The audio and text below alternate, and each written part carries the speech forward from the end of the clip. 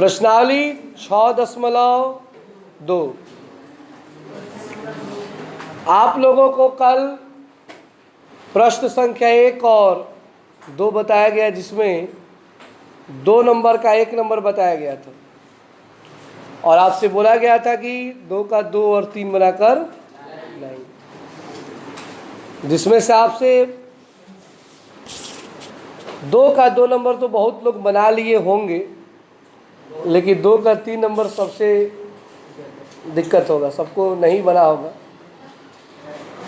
तो आइए हम फिर से बता देते हैं 2 का 2 नंबर और 2 का 3 नंबर। ठीक है, 2 नंबर जो सवाल है, कल हम लोग पढ़े थे कि त्रिभुज पी क्यू आर, एक त्रिभुज क्या बनाना है, पी क्यू आर, और त्रिभुज के 4 मान दे रहे हैं, मतलब 4 भाग दे रहे हैं और चारों का मान आपकी किताब में दे रहा है। जैसे कल भी दिया था हमने, थेल्स के प्रमेय से उसको देखा, अगर दोनों पक्ष बराबर आता तो रेखाएं समांतर होती और बराबर नहीं आए तो रेखांतर समांतर। कल हमने 1 नंबर बनाया तो देखा कि वो समांतर नहीं थी, क्योंकि दोनों आपस में बराबर नहीं थे। यहाँ पे एक त्रिभुज है पी क्यू आर, देख रहे हैं ना, और आपको ये दिखाना है कि ईएफ समांतर क्यू आर है कि, तो ईएफ समांतर क्यू आर तभी होता है जब इसके बटा में ये हो और इसके बटा में ये हो और आपस में बराबर हो। आपस में क्या हो, यानी पी बटा ई क्यू, पी एफ बटा एफ। चारों का मान दे रहा होगा, देख लीजिएगा, पी का मान, क्यू ई का मान, पी एफ का मान, एफ आर का मान। हाँ ठीक है, थेल्स के नियम से, थेल्स का नियम कहता है पी बटा क्यू ई, देख लीजिए,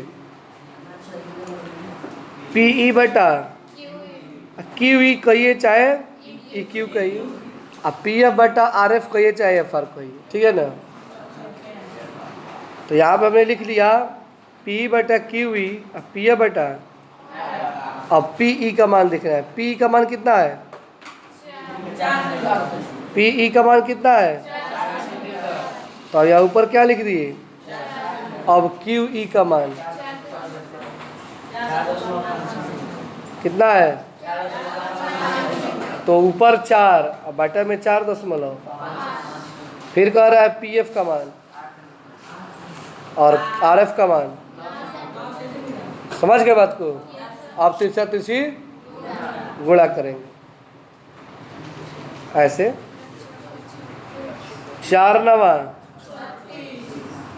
और 4.5 में गुणा करेंगे 8 से, तो 4 नवा 36, और इसमें भी गुणा करेंगे तो कितना आ जाएगा, 36 आएगा। दोनों तरफ क्या आ गया, इसलिए ये समांतर, कोई दिक्कत।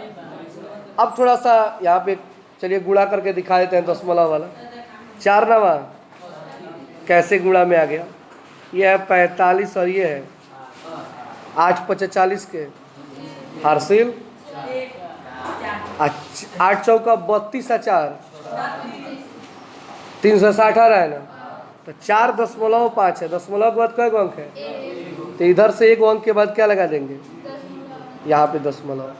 तो दशमलव के बाद 0 है तो उसका कोई वैल्यू नहीं होता, दशमलव के बाद 0 का कोई वैल्यू, ये 0 खत्म, केवल क्या बच गया, इसलिए दोनों तरफ क्या आ गया जी। और आपको हम बताए ना कि जब बराबर हो जाएगा तो समांतर होगी और बराबर नहीं होगा तो समांतर नहीं। क्लियर हो रहा है बात, तो चलिए इसको उतार लीजिए। 2 का 2 नंबर डालिएगा, क्या डालेंगे, 2 का 2 नंबर।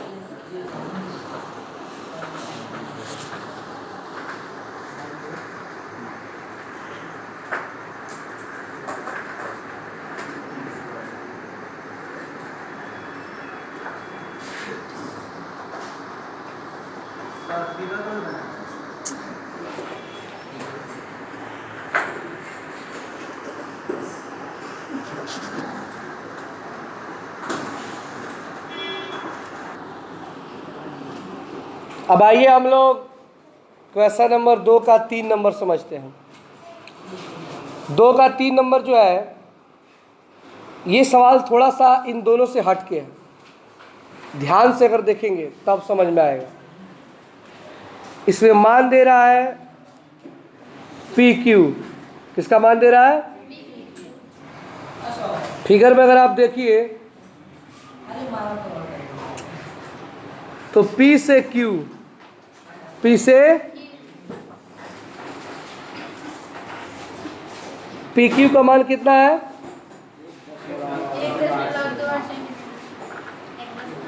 बताइए, इसके पीछे वाले सवाल में PQ का मान दे रहा था क्या? PF का मान देता है, किसका मान देता है? और तब देता है FQ, लेकिन डायरेक्ट क्या दे दिया है? यहाँ से यहाँ तक कितना दे दिया है? 1 फिर किताब में देखिए PR बराबर दे रहा है 2 ये P से लेकर कहाँ तक?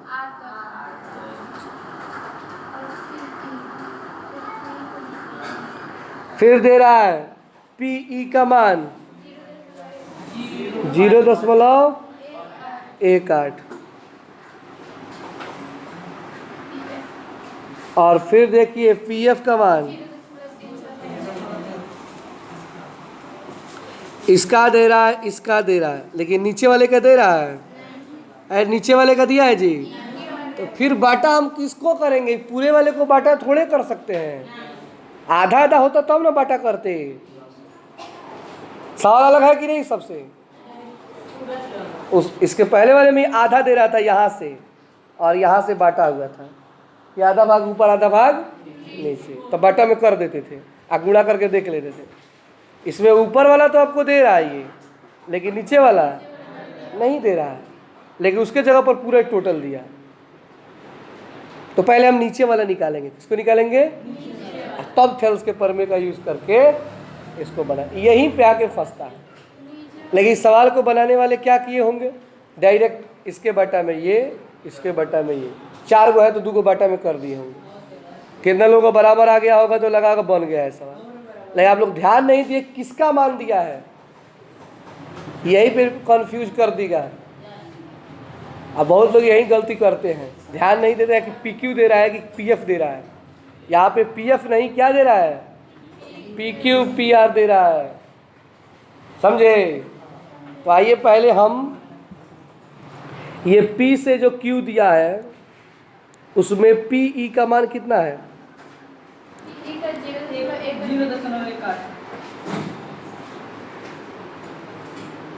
दिया है ना? टोटल कितना है?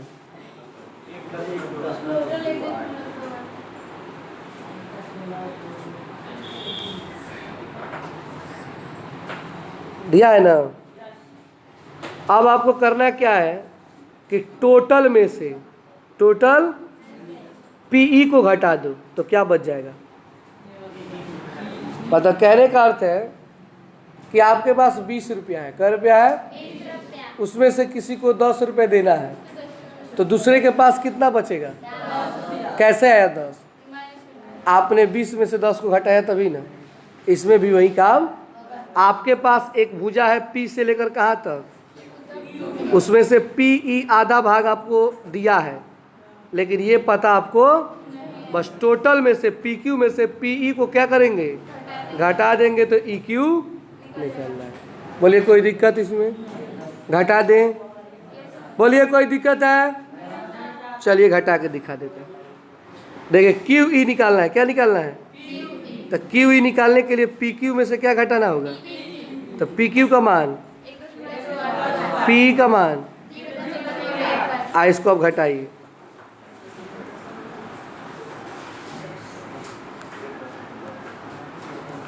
8 से 8 घटाएंगे तो 2 से 1 घटाएंगे तो दशमलव, 1 से 0 घटाएंगे तो 1.10 आ गया सेंटीमीटर। किसका मान? EQ कहिए चाहे QE, EQ चाहे, अब नीचे वाला भी मिल गया, ऊपर वाला आपका दिया है 0.18, अब बटा कर देंगे ना। अब एक साइड का निकला है, अभी दूसरे वाले को भी निकालना है। फिगर में देखिए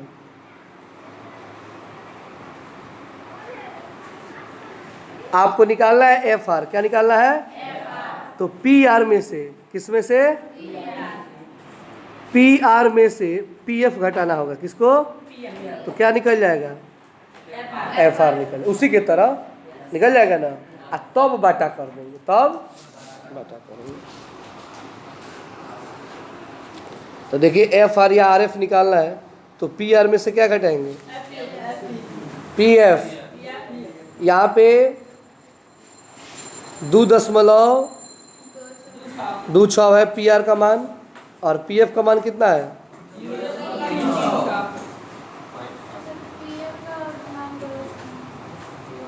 पी आर का मान है 2.56। 2.56 यहाँ मिस्टेक हो गया है। और पी एफ का मान है 0.36। तो 2.56 में से घटाएंगे 0.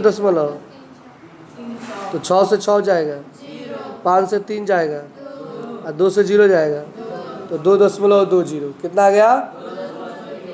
तो ये आ गया ना। यहाँ पे एक बस सुधार कीजिएगा, उतारने के टाइम यहाँ पे 5 लिखिएगा। क्या लिखिएगा? 5। ठीक है ना। तो दोनों का मान निकल गया। अब हम क्या करेंगे? बटा। अब थेल्स के नियम से पहले के जैसा पी बटा ई क्यू और पी ए बटा। तो पी का मान कितना है किताब में? देखिए किताब में दिया है। पी एफ का मान देखिए कितना है, और हमने ई क्यू का मान कितना निकाला है, और आर एफ का मान निकल गया ना। अब तिरछी, उससे पहले दशमलव हटाएंगे। उससे पहले क्या करेंगे? अब दशमलव देखिए कैसे हटाया जाता है।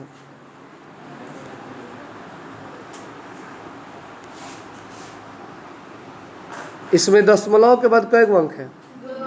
इसमें दशमलव के बाद कई अंक है? बराबर है ना। जब बराबर अंक हो दशमलव के बाद दोनों पक्ष में, तो सीधे दशमलव को हटा देते हैं। बराबर अगर ना हो, मान लीजिए कि इसमें 0 एक और होता, क्या होता? तो ये बराबर है, तो ऊपर एक 0 हम भी क्या करते हैं? मान लीजिए 5 होता तो इधर नीचे एक 0 बैठा देते। मतलब बराबर हो जाना चाहिए। क्या होना चाहिए? अब बराबर करके दशमलव को क्या करते हैं? हटा देते हैं। अब जो पहले से ही बराबर है, पहले से ही, तो इसको डायरेक्ट लिख देंगे 18/100। ये भी देखिए दशमलव के बाद कई अंक है? इसमें भी, तो डायरेक्ट 36/220 लिख देंगे। 18/110 और 36/200, और तिरछी गुणा करेंगे। 18 में इससे गुणा करेंगे और इसमें, तो 220 में चलिए 18 से गुणा करते हैं। 18 में 0 से गुणा होगा तो 18 दूना 36 के हारसिल, 18 दूना 36 3,900। ठीक है। और फिर 110 में गुणा करेंगे 36 से, तो कितना आएगा? 3,960। गुणा कर दें। जब बराबर आ गया तो बताइए क्या कहेगा? ये समांतर है। समझ गए? 2 नंबर। तो इस तरह 2 का 3 नंबर भी कंप्लीट हो गया, और कल से चलेगा 3 नंबर सवाल।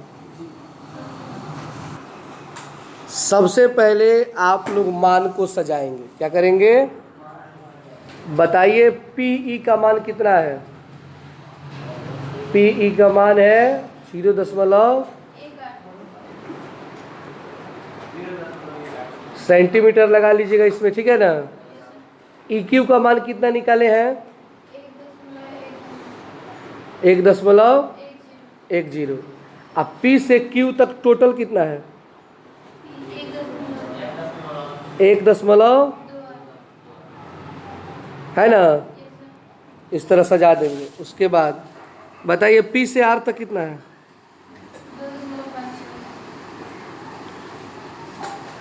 पी से एफ कितना है? 0.0। एफ आर कितना निकला है?